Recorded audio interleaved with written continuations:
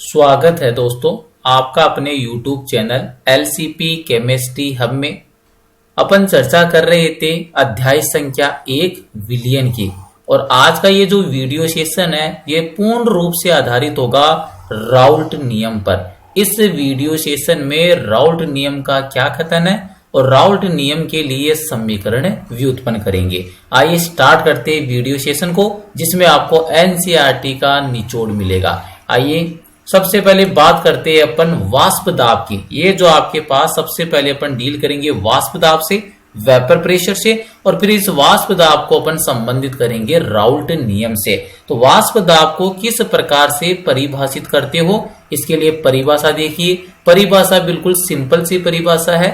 सबसे पहले कंडीशन क्या है, जब भी वाष्प दाब की बात आएगी तो आपको ये जो फैक्टर है टेम्परेचर मीन तापमान को क्या करना पड़ेगा, नियत करना पड़ेगा। तो जब भी अपन वाष्प दाब से डील करेंगे तो सबसे प्रथम जो कंडीशन शर्त क्या होगी, तापमान को क्या करना है, नियत रखना है। और जो यहाँ पर जो दूसरी सबसे महत्वपूर्ण शर्त है वो ये होगी कि यहाँ पर जो द्रव है तथा इस द्रव की जो वाष्प है दोनों किसमें उपस्थित होनी चाहिए, इक्विलिब्रियम में उपस्थित होनी चाहिए, साम्य अवस्था में उपस्थित होनी चाहिए। अगर इस स्थिति पर किसी भी द्रव की सतह पर जो भी लगने वाला दाब है वही क्या कहलाता है, वाष्प दाब कहलाता है। अब देखिए परिभाषा, नियत तापमान पर द्रव की सतह पर आरोपित दाब जब ये साम्य अवस्था में हो वाष्प दाब कहलाता है। तो मतलब सिंपल सी परिभाषा ये बोल सकते हो कि किसी भी द्रव की सतह पर वाष्प के द्वारा आरोपित दाब वाष्प दाब कहलाता है। लेकिन यहाँ पर दो सबसे महत्वपूर्ण शर्त है। पहली शर्त क्या है, तापमान कैसा होना चाहिए, तापमान नियत होना चाहिए। और दूसरी शर्त यह है कि यहाँ पर द्रव और तथा इस द्रव की जो वाष्प अवस्था है दोनों किसमें उपस्थित होनी चाहिए, साम्य अवस्था में उपस्थित होनी चाहिए। तो सिंपल सी परिभाषा बना दी आपने वाष्प दाब की।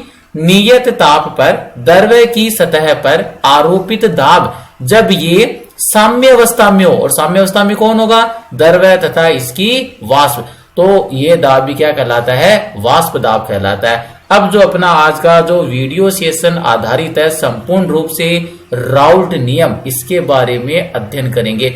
दोस्तों यहाँ पर जो राउल्ट नियम है अपन दो निकाय के लिए इसका अप्लाई करेंगे। जो सबसे पहला निकाय है, ये निकाय कौन सा है, द्रव निकाय के लिए। मीनिंग यहाँ पर विलय भी कैसा है, द्रव अवस्था में, और विलायक भी कैसा है, द्रव अवस्था में। और दोनों ही द्रव अवस्था में तो दोस्तों दोनों अवयव आपके कैसे होंगे, वाष्पशील होंगे। मतलब ये क्या उत्पन्न करेंगे, वाष्प दाब को उत्पन्न करेंगे। तो यहाँ पर सबसे पहले अपन डील कर रही है राउल्ट नियम का। और राउल्ट नियम अपन कौन से निकाय के लिए यहाँ पर डील करेंगे, द्रव निकाय के लिए। और द्रव निकाय से मेरा मतलब क्या है, विलय भी कौन सी भौतिक अवस्था में है, द्रव अवस्था में, और विलायक भी कौन सी भौतिक अवस्था में है, द्रव अवस्था में। तो इस स्थिति में जो राउल्ट नियम का क्या कथन है इसके बारे में अध्ययन करेंगे। तो देखिए सबसे पहले अपन इसके कथन की बात करते हैं। राउल्ट के नियमानुसार वाष्पशील द्रवों के विलयन में नियत ताप पर किसी भी अवयव का आंशिक वाष्प दाब विलयन में उसी अवयव के मोल अंश के समानुपाती होता है। काफी इंपॉर्टेंट कथन है दोस्तों। आरबीएसई बोर्ड एग्जाम में, सीबीएसई बोर्ड एग्जाम में डायरेक्ट आपको 1 नंबर का क्वेश्चन देखने को मिल जाएगा। राउल्ट के नियम का कथन लिखिए, तो आपको वहां पर यह मेंशन करना है क्या, वाष्पशील द्रवों के विलयन में नियत तापमान पर किसी भी अवयव का आंशिक वाष्प दाब उस विलयन में उस अवयव के मोल अंश के समानुपाती होता है। अब इस नियम के लिए अपन जो सूत्र है उसको व्युत्पन्न करेंगे। कैसे सूत्र यहाँ पर व्युत्पन्न होगा राउल्ट के नियम के लिए, तो दोस्तों अपन यहाँ पर दो घटक मानेंगे। यहाँ पर अपन ने ये कंसीडर किया है कि जो मेरे पास विलयन है उसमें दो अवयव या जो दो घटक उपस्थित है, ये दोनों घटक कौन से है दोस्तों, तो यहाँ पर मैं मेंशन करता हूं। अपन ने एक विलयन को माना है और इस विलयन में कितने अवयव उपस्थित है, 2 अवयव उपस्थित है। और ये दोनों अवयव कौन कौन से है, पहला वाला अवयव हो गया आपके पास A और सेकंड वाला अवयव हो गया आपके पास B हो गया। अवयव A है, इसको अपन कंसीडर करेंगे विलायक के रूप में, और यहाँ पर जो दूसरा अवयव है विलयन में बी, इसको अपन कैसे कंसीडर करेंगे, एज ए सोल्यूट, मतलब इसको विल्य कंसीडर करेंगे। और दोनों के दोनों अवयव कैसे है, वाष्पशील है, दोनों की भौतिक अवस्था क्या है, द्रव अवस्था में। तो दोस्तों इस अवस्था में जो आपके पास दोनों क्या है, अवयव है, इनकी अगर मैं बात करूं आंशिक वाष्प दाब की, इसकी बात कर रहा हूं मैं आंशिक वाष्प दाब की, क्योंकि राउल्ट का जो नियम है उसके अनुसार यही बोला है कि वाष्पशील जो द्रव का विलयन होता है उसमें किसी भी अवयव का जो आंशिक वाष्प दाब है उस विलयन में उपस्थित उस अवयव के मोल अंश के समानुपाती होता है। तो यहाँ पर जो घटक ए है इसके अगर अपन बात करेंगे वाष्प आंशिक वाष्प दाब, तो इसका आंशिक वाष्प दाब अपन कंसीडर करेंगे Pa और अवयव बी का आंशिक वाष्प दाब हो जाएगा Pb हो जाएगा। थर्ड देखिए यहाँ पर अपन बात करेंगे मोल अंश, क्योंकि ये जो दोनों अवयव है आपके विलयन में उपस्थित है और विलयन के अंदर अवयव ए के मोल अंश कौन से कितने होंगे, XA होंगे, और अवयव बी के जो मोल अंश है विलयन में उसका मान कितना होगा, XB होगा। अब यहां पर अपने अप्लाई करेंगे क्या, राउल्ट का नियम। तो राउल्ट के नियमानुसार, तो यहां पर अपन मेंशन कर देते हैं अकॉर्डिंग टू राउल्ट नियम। राउल्ट के नियमानुसार क्या होता है, राउल्ट ने एक ही कथन बोला है, वो कथन क्या है अभी मैंने आपको अंडरस्टैंड करवाया था, नियत तापमान पर वाष्पशील द्रवों के विलयन में प्रत्येक अवयव का आंशिक वाष्प दाब उस विलयन में उसी अवयव के मोल अंश के समानुपाती होता है। तो यहाँ पर अपने पास कितने घटक है, 2 घटक है। तो राउल्ट के नियम के अनुसार जो घटक ए के लिए जो आपका आंशिक वाष्प दाब क्या है, Pa, घटक ए का आंशिक वाष्प दाब को कौन कितना कंसीडर किया है, Pa। तो ये जो घटक ए का आंशिक वाष्प दाब है ये किसके समानुपाती होगा, उस विलयन में उपस्थित इसके मोल अंश के समानुपाती हो जाएगा। तो Pa is directly proportional to XA। इसी प्रकार से दोस्तों जो अवयव B था, तो अवयव B के लिए वाष्प अवस्था में आंशिक वाष्प दाब है, ये घटक B की मोल अंश के क्या हो जाएगा, समानुपाती हो जाएगा। मतलब क्या बन गया, Pb समानुपाती XB। अब जब आप इसको सोल्व करोगे तो जैसे समानुपाती वाले साइन को आप हटाओगे तो यहाँ पर आपको क्या लेना पड़ेगा, नियंतांक लेना पड़ेगा। और यहाँ पर जो नियंतांक जो मैंने कंसीडर किया वो कौन सा है, Pa नोड है, और यहाँ पर ये क्या हो जाएगा, multiply with XA। Similar type से जो अवयव B के लिए भी जब आप ये समानुपाती वाला चिन्ह हटाओगे तो यहाँ पर तो बराबर का निशान आ गया, और यहाँ पर भी क्या लेना पड़ेगा, आपको नियंतांक लेना पड़ेगा। तो अवयव बी के लिए नियंतांक क्या हो जाएगा, Pb नोट हो जाएगा, और ये मल्टीप्लाई किससे हो गया, XB से हो गया। तो ये राउल्ट के नियमानुसार आपने अभी तक यहाँ तक सिद्ध किया कि अवयव ए के लिए जो आंशिक वाष्प दाब है ये किसके समानुपाती हो गया, अवयव ए के मोल अंश के, और अवयव बी के लिए वाष्प अवस्था में जो आंशिक दाब है नियत तापमान पर वो किसके समानुपाती हो गया, अवयव बी के मोल अंश के समानुपाती हो गया। तो आपके पास आ गया Pa बराबर Pa node XA and Pb बराबर Pb node multiply with XB आ गया। यहां तक कंफर्म हो गया। अब दोस्तों अपने यहां पर एक नियम जानते हैं, नियम कौन सा लगाएंगे, डोल्टन के नियम अनुसार। कौन से नियम से इसको सोल्व करेंगे, डोल्टन के नियमानुसार। अब दोस्तों यहां पर अपन डोल्टन के नियम का क्या करेंगे, उपयोग करेंगे। और डोल्टन के नियम के अनुसार क्या होता है, किसी भी विलयन में जितनी भी आपकी गैसें है उन सभी गैसों का जो आंशिक वाष्प दाब होता है वही किसके तुल्य होता है, विलयन के कुल दाब के तुल्य होता है। तो यहां पर आपको कौन सा नियम लगाना है, डोल्टन का नियम। तो डोल्टन के नियम का कथन क्या है कि पात्र में विलयन अवस्था का कुल दाब विलयनों के अवयवों के आंशिक दाब के जोड़ के बराबर होता है। विलयन में जितने भी अवयव है उनके आंशिक जो दाब है उनको अगर अपन जोड़ देंगे तो ये दाब वो किसके तुल्य हो जाएगा, जो भी पात्र पर लगने वाला दाब है उसके तुल्य हो जाएगा। तो यहाँ पर अपने कितने घटक माने, 2 घटक, घटक ए और घटक बी।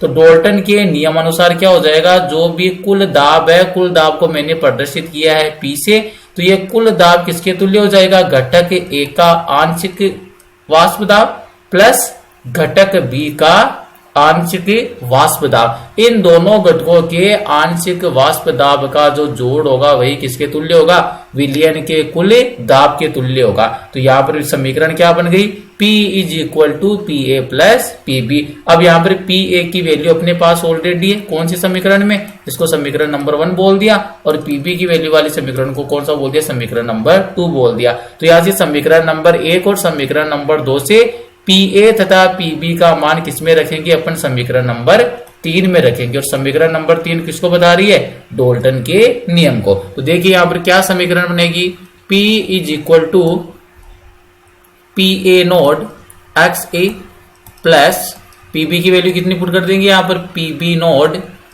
X B. ये आपके पास क्या बन गए, समीकरण बन गए। अब दोस्तों अपन पहले से एक बात जानते हैं क्या, किसी भी विलयन में कितने भी अवयव उपस्थित हो उन सभी अवयवों के मोल अंश का योग सदैव इकाई होता है। मतलब किसी भी विलयन में चाहे कितने ही घटक उपस्थित हो, कितने ही अवयव उपस्थित हो, उन सभी अवयवों के मोल अंश का योग मतलब x A plus X B सदैव किसके तुल्य होता है, सदैव इकाई के तुल्य होता है। तो यहाँ पर x A plus X B किसके तुल्य हो गया, 1 के तुल्य हो गया। तो यहाँ पर जैसे आप एक्स ए का अगर मान निकालूंगा मैं यहाँ पर, तो क्या आ जाएगा, एक्स ए बराबर 1 माइनस एक्स बी। तो यहाँ पर आपको क्या करना है, जहां पर एक्स ए लिखा हुआ है उसकी जगह क्या पुट करोगे, 1 माइनस एक्स बी रख दोगे। तो यहां पर देखिए क्या समीकरण आपको प्राप्त होगी, P बराबर पी ए नोट, ये तो एजिट आ गया, और एक्स ए की जगह आपने क्या पुट कर दिया, 1 माइनस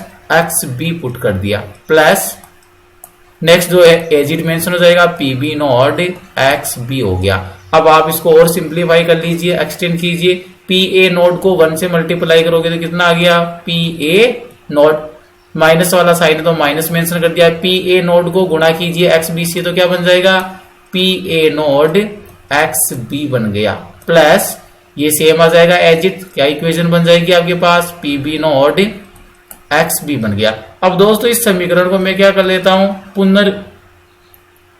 पुनर्वियोजित कर लेता हूं, मतलब इसको रीअरेंज कर लेते हैं। तो यहां पर देखिए क्या होगा, ये इस समीकरण को अगर मैंने रीअरेंज किया तो ये समीकरण बन जाएगी, पी ए नोट प्लस वाली टर्म को पहले मेंशन कर देता हूं, क्या बन जाएगा मेरे पास, P B naught X B minus P A naught X B. ये आपके पास जब मैंने इस समीकरण को रीअरेंज किया तो ये समीकरण मेरे को प्राप्त हो गए। अब यहां से क्या करना, जो कॉमन है उसको कॉमन ले लीजिए। तो यहां पर देखिए क्या बन जाएगा, P बराबर पी ए नोट प्लस यहां पर क्या है, P B naught X B minus P A naught X B. तो यहां से कॉमन कौन आ गया, एक्स बी कॉमन आ जाएगा। तो ये लीजिए मैंने यहाँ पर कॉमन क्या ले लिया, एक्स बी आ गया कॉमन।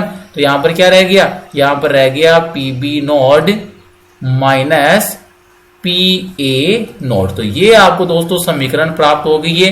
ये समीकरण आपको कौन से निकाय के लिए प्राप्त हुई है ये भी आपको माइंड में रखना है। ये समीकरण आपको प्राप्त हुई है द्रव्य निकाय के लिए। तो ऐसा आपके पास निकाय है जिसमें विलय भी कौन सी भौतिक अवस्था में है, द्रवावस्था में, और विलायक की भौतिक अवस्था भी कौन सी है, द्रवावस्था है। और यहाँ पर दोनों ही द्रवावस्था में तो दोनों के दोनों घटक कैसे है, वाष्पशील घटक है, मतलब द्रव्य की सतह पर क्या करेंगे, दाब आरोपित करेंगे। तो इस कंडीशन में जो राउल्ट के नियम की जो समीकरण आपको प्राप्त होती है वो समीकरण क्या होगी, P बराबर P A naught plus X B bracket P B naught minus P A naught. ये समीकरण आपको प्राप्त होगी है। अब दोस्तों अगर अपन यहाँ पर बात करेंगे कि यहाँ पर कौन कौन सी टर्म किसको मेंशन कर रही है, तो ये टर्म अपन मेंशन कर लेते हैं यहीं पर, ये आपकी मुख्य समीकरण होगी है।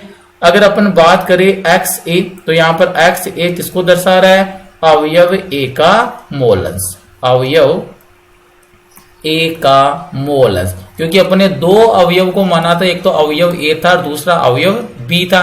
तो यहाँ पर एक्स ए किसको प्रदर्शित कर रहा है, अवयव ए के मोल अंश को। इसी प्रकार से जो एक्स बी है ये किसको प्रदर्शित कर रहा है, ये दोस्तों प्रदर्शित करेगा अवयव बी का मोल अंश, मतलब ये अवयव बी का मोल अंश है। तीसरी बात अपन देखेंगे यहाँ पर दोस्तों कैपिटल पी, कैपिटल पी किसको प्रदर्शित कर रहा है, कैपिटल पी प्रदर्शित कर रहा है कुल दाब को प्रदर्शित कर रहा है। किसको प्रदर्शित कर रहा है, कैपिटल पी कुल दाब को। अब यहाँ पर देखिए एक तो आपके पास पी ए था और दूसरा कौन सा था, पी टू। तो पी ए तो क्या हो जाएगा, अवयव ए का आंशिक वाष्प दाब, तो यहां पर मेंशन कर देता हूं मैं, जो PA है ये किसको प्रदर्शित कर रहा है, कौन से अवयव के आंशिक दाब को प्रदर्शित कर रहा है, अवयव A के आंशिक वाष्प दाब को प्रदर्शित कर रहा है। किसको प्रदर्शित कर रहा है, अवयव A के आंशिक वाष्प दाब को। इसी प्रकार से दोस्तों PB क्या हो जाएगा, PB किसको प्रदर्शित करेगा, PB आपका प्रदर्शित करेगा अवयव B के आंशिक वाष्प दाब को। यही पर मेंशन कर देता हूं मैं, PB जो टर्म है ये किसको प्रदर्शित करेगी, अवयव B के आंशिक वाष्प दाब को प्रदर्शित करेगी। अब दो टर्म और रहेगी, एक तो PA नोड जो नियंत्रक लिया था, और दूसरा कौन सा है, PB नोड। तो ये किसको प्रदर्शित करेंगे, इसके बारे में देख लेते हैं।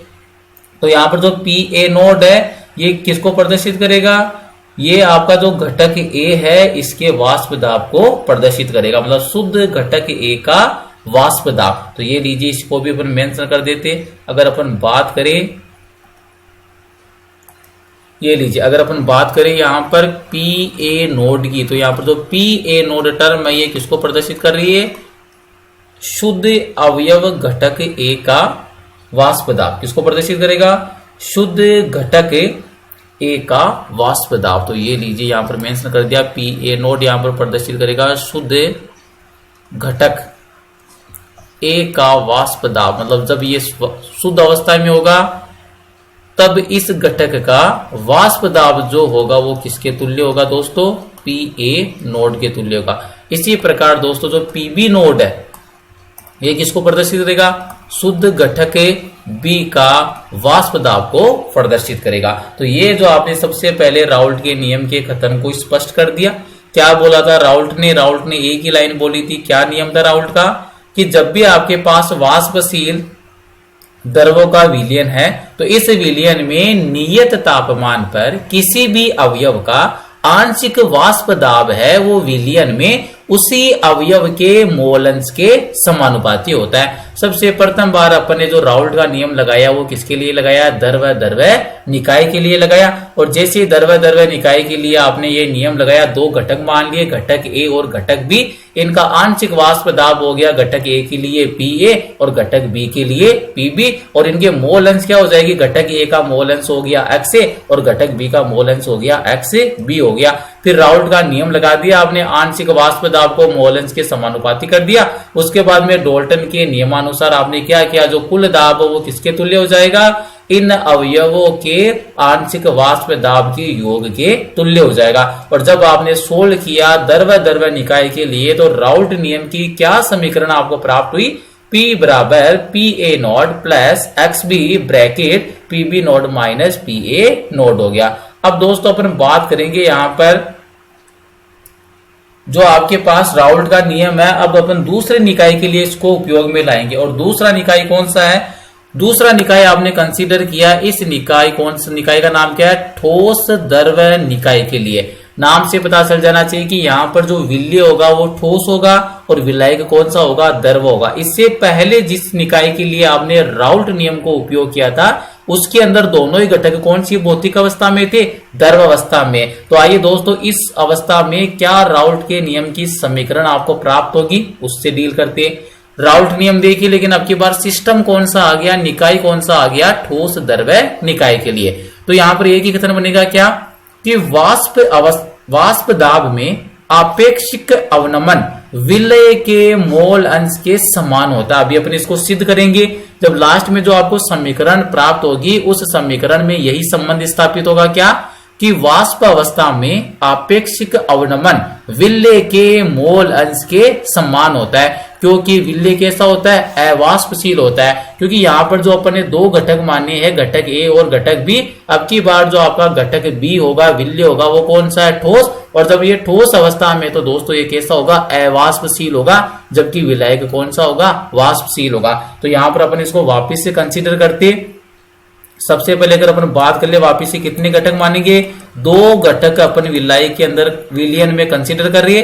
पहला वाला घटक कौन सा हो गया, A, और दूसरा वाला घटक कौन सा हो गया, B। जो घटक A है वो किसको प्रदर्शित कर रहा है, विलय को, और घटक B किसको प्रदर्शित कर रहा है, विलय को प्रदर्शित कर रहा है। और दोस्तों सबसे इंपॉर्टेंट बात क्या है, ये जो घटक A है ये तो कैसा है, वाष्पशील घटक, क्योंकि द्रवावस्था में कैसा घटक है ये? तो वाष्पशील। और ये जो घटक बी है दोस्तों, ये कैसा है?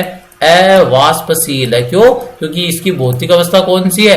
ठोस है। ये भी मैं ब्रेक मेंशन कर देता हूं, जो घटक आपके पास बी है इसकी भौतिक अवस्था कौन सी है? ठोस अवस्था के अंदर है, तो ये अवाष्पशील होगा। ये दोस्तों अभी तक मैंने मेंशन क्या किए? घटक मेंशन किए। जो भी आप विलयन का अध्ययन कर रही हो, उस विलयन में जो आपने दो घटक कंसीडर किए, उसमें से जो पहला घटक है वो घटक ए हो गया, और दूसरा वाला घटक कौन सा हो गया? घटक बी हो गया। ये हो गया। अब इसके बाद में अगर अपन बात करें इन घटकों के आंशिक दाब की, आंशिक वाष्प दाब की, तो यहां पर देखिए दोस्तों, ये लीजिए आंशिक वाष्प दाब। अगर अपन बात करें आंशिक वाष्प दाब की, तो घटक ए के लिए जो आंशिक वाष्प दाब है उसका मान क्या हो जाएगा? पी ए हो जाएगा। और घटक बी के लिए आंशिक वाष्प दाब क्या हो गया? पी बी हो गया। थर्ड, अगर अपन इसको कंसीडर करें मोल अंश को, क्योंकि विलयन में इन घटकों के जो मोल अंश है ये किस अमाउंट में उपस्थित है, तो अगर मोल अंश की बात करेंगे तो विलयन के अंदर घटक ए के जो मोल अंश है उनकी संख्या कितनी है? X B. और घटक बी के लिए कितनी हो जाएगी? एक्स बी हो जाएगी। अब यहां पर अपन कौन से नियम का पालन करेंगे? राउल्ट के नियम का। तो ये लीजिए दोस्तों, यहां पर वापिस से मैंने अप्लाई कर दिया राउल्ट के नियमानुसार। राउल्ट का नियम लगाएंगे यहां पर। राउल्ट के नियमानुसार क्या है? राउल्ट का नियम, राउल्ट ने एक ही कथन बोला है कि जो भी आपके पास अवयव है, इन अवयवों का आंशिक वाष्प दाब है उस विलयन में उपस्थित उनके मोल अंश के समानुपाती होता है। तो पी ए तो किसके समानुपाती हो गया? एक्स ए के।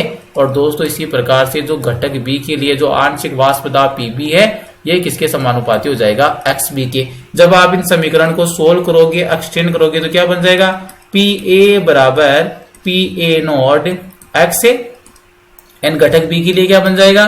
P B is equal to P B naught X B. ये आपको समीकरण प्राप्त हो गई है। अब यहां पर आप वापिस से कौन सा नियम लगा दोगे? डोल्टन का नियम लगाओगे।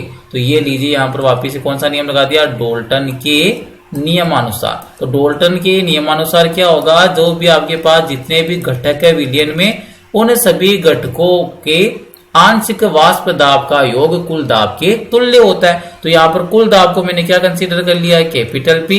किसके तुल्य हो जाएगा? ये घटक ए का आंशिक वाष्प दाब मतलब पी ए, और इसको जोड़ दो किसके साथ? घटक बी के आंशिक वाष्प दाब मतलब पी बी। तो यहाँ पर कुल दाब क्या हो जाएगा? P is equal to P A plus P B हो गया।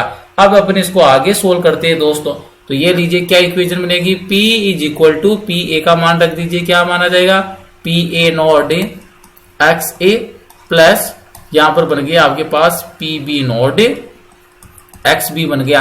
और आपको यहां पर यह सबसे इंपॉर्टेंट बात है कि जो पी बी घटक है ये तो कैसा है? अवाष्पशील है, क्योंकि इसकी भौतिक अवस्था कैसी है? ठोस है। तो ये तो वाष्प दाब आरोपित ही नहीं करेगा। तो यहाँ पर जो पीबी है, जो आंशिक दाब है, वो कैसा है? अवाष्पशील है। ऐसा क्यों हो रहा है? क्योंकि जो घटक बी है दोस्तों, कौन से घटक की बात कर रहा हूं मैं? घटक बी कौन सा है? ठोस है।